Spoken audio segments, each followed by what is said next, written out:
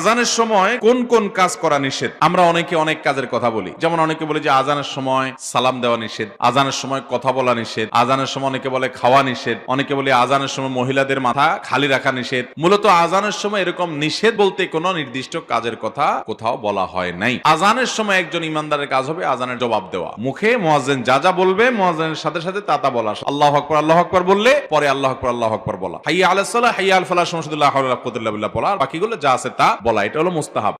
আজানের সময় কোন কোন কাজ করা নিষেধ? আমরা অনেকে অনেক কাজের কথা বলি, যেমন অনেকে বলে যে আজানের সময় সালাম দেওয়া নিষেধ, আজানের সময় কথা বলা নিষেধ, আজানের সময় অনেকে বলে খাওয়া নিষেধ, অনেকে বলে আজানের সময় মহিলাদের মাথা খালি রাখা নিষেধ। মূলত আজানের সময় এরকম নিষেধ বলতে কোনো নির্দিষ্ট কাজের কথা কোথাও বলা হয় নাই। আজানের সময় একজন ইমানদারের কাজ হবে আজানের জবাব দেওয়া। মুখে মুয়াজ্জিন যা যা বলবে মুয়াজ্জিনের সাথে সাথে তা তা বলা। আল্লাহু আকবার বললে পরে আল্লাহু আকবার বলা। হাইয়া আলাস সালাহ হাইয়া আল ফালাহ সমস্ত লা হাওলা ওয়ালা কুওয়াতা ইল্লা বিল্লাহ বলা, আর বাকিগুলো যা আছে তা বলা। এটা হলো মুস্তাহাব।